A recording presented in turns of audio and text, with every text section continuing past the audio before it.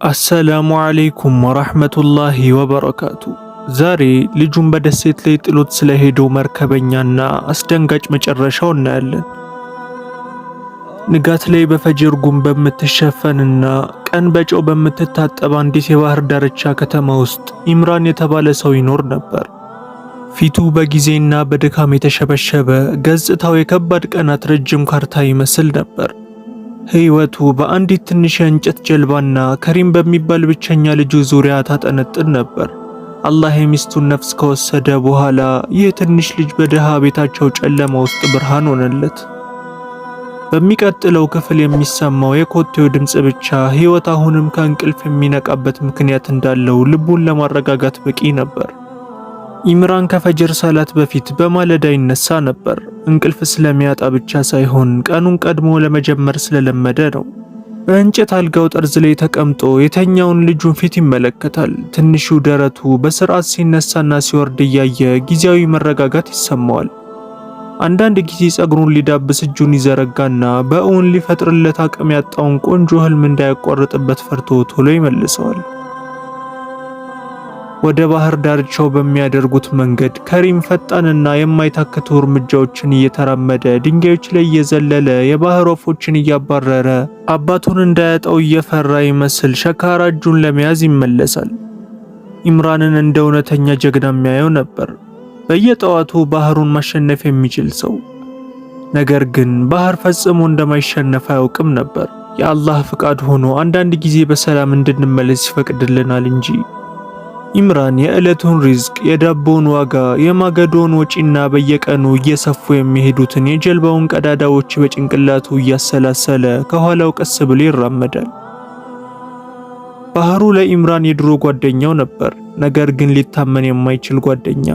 አላህ ሲፈቅድ አንድ ቀን ይሰጣል፣ በሌሎች ቀናት ደግሞ ይወስዳል። ለተወሰነ ጊዜ ይረጋጋል፣ ያለ ማስጠንቀቂያም ይቆጣል። ያም ሆኖ ኢምራን ከባህሩ ጋር በጣም እንደሚመሳሰል ይሰማው ነበር። ሁለቱም ማዕበላቸውን በውስጣቸው ደብቀው ለዓለም የተረጋጋ ገጽታ ያሳያሉ። ምሽት ላይ ከሪም ከከባድ ድካም የተነሳ ቶሎ እንቅልፍ ይወስደዋል። የኢምራን አይኖች ግን በጨለማ ውስጥ ተከፍተው ይቆያሉ። ነፍሱ የእንጨት መስኮቶችን ሲመታ ያዳምጣል። ዓለም ሁሉ ድክመቱን እያስታወሰው እንደሆነም ይሰማዋል። ድህነት ማለት የገንዘብ እጦት ብቻ ሳይሆን ከዱንያ ህይወት አንድ እርምጃ ወደ ኋላ እንደቀሩ የመሰማት፣ መቼም ሳትደርስ ሁሌም የመሮጥ ቋሚ ስሜት መሆኑን ተገንዝቧል። ሚስቱ ካረፈች በኋላ ያለው የመጀመሪያው ዓመት በከባድ ዝግታ አለፈ። ቤቱ መሆን ከሚገባው በላይ ጸጥ ብሎ ነበር።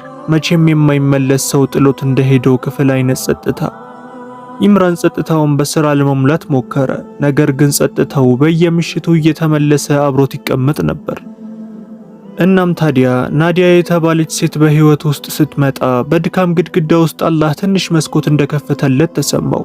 የተረጋጋች ትመስላለች፣ በለስላሳ ድምፅ ትናገራለች፣ እናም ብዙ ጊዜ ፈገግ ትላለች። በእነዚህ የመጀመሪያ ቀናት ኢምራን ምናልባት አዲስ ርዝቅና ሁለተኛ እድል እንደተሰጠው ተሰማው። ናዲያ ለመጀመሪያ ጊዜ በሚንቀጠቀጡ እርምጃዎች ወደ ቤቱ ስገባ ከሪም ከአባቱ ጀርባ ሆኖ ይመለከታት ነበር። ፈገግ ለማለት ሞከረ፣ ለመቅረብ ሞከረ። በድንገትም ወደ ቤቱ የገባውን ለውጥ ትርጉም ለመረዳትም ሞከረ። አንድ ምሽት ድፍረቱን ሰብስቦ በለስላሳ ድምፅ እማማ ብሎ ጠራት። ከመመለሷ በፊት ለአጭር ሰከንድ ዝም አለች። ኢምራን ያላስተዋለው ነገር ግን በልጁ ትውስታ ውስጥ ለረጅም ጊዜ የቆየ ዝምታ። የመጀመሪያዎቹ ቀናት የተረጋጉ ነበሩ፣ ከዝናብ በፊት እንዳለ ጸጥታ። ናዲያ ቤቱን አጸዳች፣ ምግቡን አበሰለች። ከዚያም አዲስ ህይወት ጋር የተስማማች ለመምሰል ሞከረች። ነገር ግን አይኖቿ ብዙ ጊዜ በትንንሽ ዝርዝሮች ላይ ያርፉ ነበር። በከሪም ሳህን፣ በልብሶቹ፣ ኢምራን ከሱ ጋር በሚያሳልፈው ጊዜ ላይ። ህይወትን በዱንያ ሂሳብ ትለካዋለች። ኢምራን ግን በእዝነትና በስሜት ቋንቋ ይለካው ነበር። አለመግባባትም ሁል ጊዜ የሚጀምረው እዚህ ላይ ነው። ቀስ በቀስ ድካም በድምጿ ውስጥ ሰርጎ ገባ። ቃላቶቿ እንደ ቀድሞ ለስላሳ አልነበሩም። በቤቱ ውስጥ ያለው አየር የከበደ ይመስል ብዙ ጊዜ ትተነፍስ ነበር። የኢምራንን የድክመት ጊዜያት በጥንቃቄ መረጠች። ደክሞ ሲመለስ የረጅም ጊዜ ዝምታውን፣ ህይወት ይቅርታ እንደማይጠይቅ መሬቱን ሲመለከት የደከመ ሰው ጋር ብዙ እንደማይከራከር ታውቅ ነበር። ቀናቶች አለፉ። ሹክሹክታዎች ወደ ቃላት ተቀየሩ። ቃላቶቹም እንደ ድንጋይ በኢምራን ደረት ላይ ወደሚቀመጡ ከባድ አረፍተ ነገሮች ተለወጡ። ምንም አልመለሰም፣ ግን ያደምጥ ነበር። ማድመጥም ሁል ጊዜ የለውጥ መጀመሪያ ነው። የመርዛማ ቃላት ከባዱ ነገር ወዲያውኑ አለመግደላቸው ነው። ውስጥ ይኖራሉ፣ ቀስ ብለው ያድጋሉ እና ሳናስተውለው አስተሳሰባችንን ይቀይራሉ። ከጊዜ በኋላ ኢምራን በሁለት መንገዶች መካከል ቆሞ እንደነበር ይሰማው ጀመር። የልብ መንገድና የፍርሃት መንገድ። ችግሩ ደግሞ የፍርሃት መንገድ በጨለማ ውስጥ ሁል ጊዜ ምክንያታዊ ሆኖ መታየቱ ነው። አንድ ምሽት ኢምራን በቤቱ ጣራ ላይ በሚዘንበው ኃይለኛ የዝናብ ድምፅ ከእንቅልፉ ነቃ። ዙሪያውን ሲመለከት ከሪም ትንሿን የእንጨት አሻንጉሊቱን ደረቱ ላይ አቅፎ በሰላም ተኝቶ አገኘው። ለረጅም ጊዜ ትኩር ብሎ ሲመለከተው ቆየና ለራሱ በሹክሹክታ እንዲህ አለ። በዚህ ጨካኝ ዓለም ውስጥ አንድ ሕፃን እንዴት እንዲህ በሰላም ይተኛል? ሕፃናት በሰላም የሚተኙት አባቶቻቸው በጭራሽ እንደማይጥሏቸው ስለሚያምኑ መሆኑን አልተገነዘበም ነበር። ቀናት እያለፉ ሲሄዱ ኢምራን ልጁን በተመለከተ ቁጥር በደረቱ ላይ አንድ እንግዳ ክብደት ይሰማው ጀመር። ይህ ስሜት ጥላቻ አልነበረም፣ ነገር ግን በምክንያታዊነት ጭንብል የተሸፈነ የሰረቀ ፍርሃት ነበር። የወደፊቱን ጊዜ ፈራ፣ ረሃብን ፈራ፣ ህመምን ፈራ። አንድ ቀን ልጁን መጠበቅ ባለመቻሉ ሲሰቃይ ማየትንም ፈራ። ያ አስከፊ ቀን በደረሰ ጊዜ ባህሩ ባልተለመደ ሁኔታ ረጭ ያለ ነበር። ይህም የሚንቀጠቀጥ ልብ ብቻ ሊሰማው የሚችል የአደጋ ዋዜማ ጸጥታ ነው። ኢምራን ልጁን ሲቀሰቅሰው ፈገግ ለማለት ቢሞክርም ድምፁ የተሰባበረ ነበር። ከሪም ግን ለምን እንደሆነ አልተረዳም። ምክንያቱም ፈገግታ የመውደቅና የመፈራረስ መሸፈኛ ሊሆን እንደሚችል ሰምቶም አያውቅም። ለከሪም አስደሳች ቀን የሚጠብቀው መስሎት ወደ ጀልባው ወጣ። ኢምራን ግን እያንዳንዱ የቀዘፋ ምት ከራሱ ማንነት አንድ ቀን ሆናለሁ ብሎ ከሚያስበው ሰውነቱ አንድ እርምጃ እያራቀው እንደሆነ ተሰማው። በውሃው ላይ ሲጓዙ በመካከላቸው ጸጥታ እንደ ሶስተኛ መንገደኛ ተቀምጦ ነበር። ከሪም አልፎ አልፎ እጁን ውሃ ውስጥ እየከተተ ጣቶቹ ሲርሱ ይስቃል። ኢምራን ግን ሊያየው የማይችለውን ነገር እንደሚፈልግ ሁሉ አይኖቹን በአድማስ ላይ ተክሏል። ቀስ ብሎ ይቀዝፋል። ይህም የሆነው መንገዱ ርቆ ሳይሆን ልቡ የቀዘፈውን እንጨት ለማንቀሳቀስ እጅግ ከብዶት ስለነበር ነው። ከጀርባው የልጁን ድምፅ ይሰማል። ስለ ትላልቅ አሳዎች ቅርጽ፣ አባቱ ቀድሞ ስለነገረው ራቅ ያሉ ከተሞችና ልክ እንደ ተንሳፋፊ ቤት ስለሚመስሉ መርከቦች ይጠይቃል። ኢምራን አንዳንድ ጊዜ በአጭር ቃላት ይመልሳል፣ ሌላ ጊዜ ደግሞ ዝም ብሎ ፈገግ ይላል። ይህ ዝምታ ቸልተኝነት አልነበረም። ይልቁንም ንግግሩ ከቀጠለ ድምፁ ተሰብሮ እንዳያሳብቅበት መፍራት እንጂ። የባህሩ ዳርቻ እየራቀ ሲሄድ የከተማዋ መስመር በጉም ውስጥ እየጠፋ የትውስታ ክር እስኪመስል ድረስ ቀለለ። በዚያች ቅጽበት ኢምራን ወደ ኋላ መመለስ አሁንም እንደሚችል ተሰማው። ጀልባውን አዙሮ መመለስ፣ ስለ አጭሩ የአሳ ጉዟቸው ከልጁ ጋር መሳቅና ባለፉት ምሽቶች በጭንቅላት ውስጥ ሲሽከረከሩ የነበሩትን ሐሳቦች ሙሉ ለሙሉ መርሳት ይችል ነበር። ግን አላደረገውም። አንዳንድ ጊዜ ጦርነቱን የምናሸንፈው አማራጭ ስለሌለን ሳይሆን አማራጩ አሁንም መኖሩን ለመቀበል ስለምንፈራ ነው። ከሰዓታት ቀዘፋ በኋላ ድንጋያማዋ ደሴት በውሃው መካከል እንደ ጥቁር ግዙፍ አካል ታየች። ጸጥተኛ፣ ባዶ፣ ዛፍም ሆነ ሕይወት የሌለባት ነበረች። ልክ ባህሩ የረሳት የቆየች ሐዘን ትመስላለች። እዚህ ጋር ኢምራን ጀልባው ሙሉ በሙሉ እስክትቆም ድረስ ቀዘፋውን አዘገየ። ወዲያውኑ ወደ ከሪም አልዞረም። ይልቁንም ድንጋዮቹ ተናግረው ሰበብ እንዲሰጡት እንደሚጠብቅ ሁሉ ለረጅም ጊዜ ትኩር ብሎ ተመለከታቸው። ድምፁን እንደተለመደው ለማድረግ እየሞከረ እንዲህ አለ። ለጥቂት ጊዜ እዚህ እንወርዳለን ጀግናው። መረቡን መጠገን አለብን። አንተ ደግሞ የምትወዳቸውን ባለቀለም ድንጋዮች መፈለግ ትችላለህ። ከሪም ምንም ነገር ያልጠረጠረ ሕፃን በሚያሳየው ግለት ዘሎ ወረደ። ሁሉም ቦታ በዚያ በደረቀ ደሴት ላይ እንኳን ጀብዱ ይታየው ነበር። ትናንሽ ድንጋዮችን እየሰበሰበ ለአባቱ እያሳየ በደስታ ይጮህ ነበር። አባዬ ተመልከት፣ ይህኛው አሳ ይመስላል፣ ይህኛው ደግሞ ጨረቃ ይመስላል። ኢምራን ድምፁን ይሰማል። እያንዳንዱ ቃል ግን በደረቱ ላይ እንደ አዲስ ድንጋይ ያርፋል። እጁን በቀዘፋው ላይ አደረገ።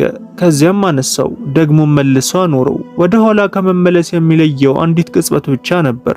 የአንድን ሰው ሙሉ ሕይወት ሊቀይር የሚችል አንዲት ቅጽበት። እርሱ ግን ወደ ኋላ ከመመልከት ይልቅ ወደፊት ማየትን መረጠ። ምክንያቱም ወደ ኋላ መመልከት ማለት ልጁን ፊት ማየት ማለት ነበርና። ጀልባዋ መጀመሪያ ላይ በጣም በቀስታ ተንቀሳቀሰች፣ እንቅስቃሴዋ ለማስተዋል እንኳን እስኪከብድ ድረስ። ኢምራንም ጩኸት፣ ጥያቄ ወይም የሚያቆመው ቃል ለመስማት ይጠብቅ ነበር። ከሪም ግን አሁንም በትናንሽ ድንጋዮቹ ተጠምዶ ነበር። በቅጽበት ውስጥ ሊፈርስ ያለውን ቀላል ዓለም በድንጋዮቹ ይገነባል። ከዚያም ድምፁን ሰማ። አባዬ ይሄኛውን ተመልከት። አልዞረም። በኃይል ቀዘፈ። እያንዳንዱ የቀዘፋ ምት በውስጡ ያለውን ነገር እየቀደደው እንደሆነ ተሰማው። ከጥቂት ደቂቃዎች በኋላ ድምፁ እንደገና መጣ። ነገር ግን የድሮ ደስታ አልነበረውም። ሌላ ነገር፣ ለመጀመሪያ ጊዜ የተወለደ ፍርሃት የሚመስል ነገር ይዞ ነበር። አባዬ ለምንድን ነው የምትሄደው? እጆቹ ለሰከንድ ደነዘዙ። ጀልባዋ መቆሟን አቆመች። መመለስ ይችል ነበር። ሁሉም ነገር እዚህ ጋር ሊያበቃም ይችል ነበር። እርሱ ግን ጥርሱን ነክሶ መቅዘፉን ለመቀጠል መረጠ። አንዳንድ ውሳኔዎች በቅጽበት ወደማይመለሱበት መንገድ ይቀየራሉ። ይህም ወደ ኋላ መመለስ የማይቻል ስለሆነ ሳይሆን አንድ ሰው ወደ ኋላ ተመልሶ ራሱን ለመጋፈጥ ስለሚፈራ ነው። ከሪም በድንጋዮቹ ላይ ቆሞ ጀልባዋ እያነሰችና እየራቀች ስትሄድ ትኩር ብሎ ይመለከታል። መጀመሪያ ላይ አልገባውም ነበር። ሕፃናት ክህደትን ወዲያውኑ አይረዱም። ዓለም እንዲህ ጨካኝ ሊሆን እንደሚችል ለማመንም ጊዜ ያስፈልጋቸዋል። እጁ እስኪዝል ድረስ ለረጅም ጊዜ እጁን እያወዛወዘ ተሰናበተ። ከዚያም አቆመ። ከዚያም ተቀመጠ። ከዚያም እንደገና ቆመ። መቀመጥ እውነታውን እንደማመን እንዳይቆጠርበት የፈራ ይመስል ነበር። ጀልባዋ በጉም ውስጥ ስትጠፋ ወዲያውኑ አላለቀሰም። በቦታው ቆመ። ከለቅሶ ይልቅ የሚከብድ ረጅም ዝምታ ውስጥ ሆኖ ባህሩን ይመለከት ነበር። አባቶች ዝም ብለው ጥለው አይሄዱም ብሎ ስለሚያስብ ጀልባዋ በማንኛውም ሰከንድ ትመለሳለችም ብሎ ይጠብቅ ነበር። ፀሐይ ወደ ጀንበር መጥለቂያ ስታዘነብል ቅዝቃዜው ቀስ እያለ መምጣት ጀመረ። ከሪም በአንዲት ትንሽ ድንጋይ ላይ ተቀመጠ። ልክ በቤት ውስጥ በቀዝቃዛ ሌሊቶች እንደሚያደርገው ጉልበቶቹን ወደ ደረቱ አስጠጋ። በዚህ ጊዜ ግን ግድግዳዎች፣ እሳት ወይም ሁሉም ነገር ደህና እንደሚሆን የሚነግረው ድምፅ አልነበረም። ሌሊቱ ሲመጣ ፍርሃት እውነተኛ መልክ ያዘ። ትናንሽ ድምጾች ጎሉ፣ የውሃው እንቅስቃሴም ከረረ እና ጨለማው ከቶ ካሰበው በላይ ሰፋ። በክፍል ውስጥ ጨለማ ይፈራ ነበር። አሁን ግን ግድግዳ በሌለው ጨለማ እምብርት ውስጥ ተቀምጧል። ጭንቅላቱን ወደ ሰማይ አነሳና በመጨረሻም አለቀሰ። ያለቀሰው ስለ ራበው ወይም ስለደበረው ሳይሆን ደህንነት በድንገት ያለ ስንብት ያለ ማብራሪያ ሊጠፋ እንደሚችል መረዳት ስለጀመረ ነው። በርቀት በውሃው ላይ ኢምራን አሁንም እየቀዘፈ ነበር። አሁን ምንም ድምፅ አይሰማውም። ነገር ግን በዙሪያው ያለው ዝምታ ከማንኛውም ድምፅ በላይ ይጮህ ነበር። ባህሩ የከበደው ጀልባዋም የዘገየችው መሰለው። ልክ ውሃው ራሱ እየወቀሰው እንደሆነ ሁሉ በህይወቱ ለመጀመሪያ ጊዜ ማዕበል እንዲነሳ፣ ጀልባዋ እንድትገለበጥ፣ ወደ ዳርቻው እንዳይደርስ የሚያደርገው ማንኛውም ነገር እንዲከሰት ተመኘ። ነገር ግን ባህሩ ምንም ሰበብ ሳይሰጠው በጭካኔ ዝም ማለቱን ቀጠለ። በዚያች ሌሊት ኢምራን ቀደም ሲል ፈጽሞ ያልተረዳውን አንድ እውነት ተረዳ። አንዳንድ ድርጊቶች አንድ ጊዜ ብቻ ተከስተው አይቀሩም። ከፈጸምናቸው በኋላ በየቀኑ በውስጣችን መከሰታቸውን ይቀጥላሉ። በደሴቱ ላይ አንድ ሰዓት እንደ ዓመታት ረዝሞ አለፈ። ከሪም የሞገድ ድምፅ በበረታ ቁጥር ወደ ኋላ እያፈገፈገ ከሰው ይልቅ ድንጋይ ታማኝ ነው ብሎ በማመን ከአለቱ ጋር ተጣበቀ። ቅዝቃዜው ቀስ በቀስ በሰውነቱ ሰረገ። ረሃብን በሆዱ ውስጥ በዝምታ ይንሾካሾክ ጀመር። ነገር ግን ፍርሃት ከሁሉም በላይ ይጮህ ነበር። የጀልባ ብርሃን ለማየት ወይም የቀዘፋ ድምፅ ለመስማት ተስፋ በማድረግ በየደቂቃው አድማሱን ይመለከታል። በእያንዳንዱ ደቂቃ ውስጥ እውነታው በዝምታና በሚያም ሁኔታ በውስጡ እያደገ መጣ። ከዚያም ርቆ በሚገኝ ስፍራ ኢምራን ግልጽ አቅጣጫ ሳይኖረው ይቀዝፋል። ስለ መንገዱ፣ ስለ መመለስ ወይም ስለ መድረሱ አያስብም ነበር። እያሰበ ያለው እዚህ ቆይ ስላለው ቅጽበት ብቻ ነበር። ይህ አጭር አረፍተ ነገር በጭንቅላቱ ውስጥ እንደማያልቅ አስተጋባ። ትደጋገምም ነበር። ያደረገው ነገር አስፈላጊ እንደነበረ፣ ወደፊት የሚመጣው ጊዜ ከፋ ሊሆን እንደሚችልና ውሳኔው ምክንያታዊ እንደነበር ራሱን ለማሳመን ሞከረ። ነገር ግን ልቡ አእምሮ ሊሸሽ የሚሞክረውን እውነታ ያውቅ ነበር። በዚህ ዓለም ላይ የሕፃንን ልብ መስበርን ሊያረጋግጥ የሚችል ምንም አይነት አእምሮ የለም። የባህሩን ዳርቻ ሲረግጥ ምንም አይነት የስኬት ስሜት አልተሰማውም። ይልቁንም መሬቱን ሊቀበለው እምቢ እንዳለው ሁሉ ከሚገባው በላይ የጠነከረ መስሎ ተሰማው። በሚንቀጠቀጡ እጆቹ ጀልባዋን አሰረ። ድጋሚ ወደ ባህሩ ለመመልከትም አልደፈረም። በዚያች ሌሊት ከውሃ ውስጥ አንድ ትንሽ ፊት ትኩር ብሎ የሚያየው መሰለው። ወደ ቤቱ ተመለሰ። ድምፁ ምስጢርን የሚያጋልጥበት መስሎት በሩን ቀስ ብሎ ከፈተ። ቤቱ ልክ ጠዋት እንደተወው ነበር። ጸጥተኛ፣ ቀዝቃዛና ሳቅ የራቀው። በረጅሙ የእንጨት ወንበር ላይ ተቀምጦ ራሱን በእጆቹ ደገፈ። ከብዙ ዓመታት ውስጥ ለመጀመሪያ ጊዜ ኢምራን አለቀሰ። ጩኸት የሌለው ማንም ሳይሰማው ሌሊቱን ሙሉ እንደሚዘንብ ለስላሳ ዝናብ ያለ ዝምተኛ እንባ ነበር። በዚያች ቅጽበት አንድ ሰው ከዓለም ሁሉ ሊሸሽ እንደሚችል ነገር ግን ከራሱ መሸሽ እንደማይችል ተገነዘበ። በደሴቱ በኩል ንጋት ሰማዩን በገረጣ የብርሃን ክር ይስለው ጀመር። ከሪም አዳዲስ ድምጾችን በተሰሙ ቁጥር እየባነነ ለጥቂት ጊዜ እንቅልፍ ወስዶት ነበር። ብርሃኑን ሲያይ ተስፋ በድፍረት ወደሱ ሲመለስ ተሰማው። በከፍተኛው አለት ላይ ቆሞ በኪስ ይዞት የነበረውን ትንሽዬ ጨርቅ ማውለብለብ ጀመረ። ለጸጥታው እጅ ላለመስጠትም ወሰነ።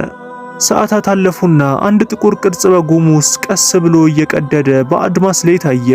አይኖቹን ጠረገና በደረቱ ውስጥ የቀረውን ኃይል ሁሉ አውጥቶ ጮኸ። በአንድ ጭነት መርከብ ላይ ካፕቴን ዩኑስ ጉሙን እየተመለከተ ሳለ ሞገድም ሆነ ንፋስ ያልሆነ ድምፅ ሰማ። ለመኖር የሚታገል የሕፃን ለቅሶ ድምፅ ነበር። የመርከቡ አቅጣጫ እንዲቀየርም አዘዘ። መርከቧ በጥንቃቄ ተጠጋች። በአለቱ ላይ ያለውን ልጅ ሲመለከት በውስጡ አንድ ነገር በዝምታ ሲሰበር ተሰማው። ራሱ ወርዶ ምንም ጥያቄ ሳይጠይቅ እጁን ለከሪም ዘረጋ። አንዳንድ ታሪኮች በአይን ብቻ ይረዳሉ። ከሪም እየተንቀጠቀጠ በዝምታ ወደ መርከቧ መጣ። ዩኑስ ካባውን አውልቆ በትከሻው ላይ ያለበሰውና ወደ ባህሩ እንደሚናገር ሁሉ እንዲህ አለ። ባህር ሕፃንን አይወስድም ለሌላ ዕጣ ፈንታ ሊመልሰው ካልሆነ በቀር። ከሪም ጥግ ላይ ተቀምጦ ሰዎቹን ይመለከት ጀመር። ዩኑስም ቀረብ ብሎ ስሙን ጠየቀው። ከሪም በሹክሹክታ ነገረው። ዩኑስ ፈገግ ብሎ ባህሩ ዛሬ ካገኘኋቸው ውድ ሀብቶች ሁሉ የሚበልጠውን አስረክቦኛል አለው። ከሪም ትርጉሙ አልገባውም። ነገር ግን እንደ ቃል ኪዳን የሚሰማ ድምፅ ቃና ተሰማው።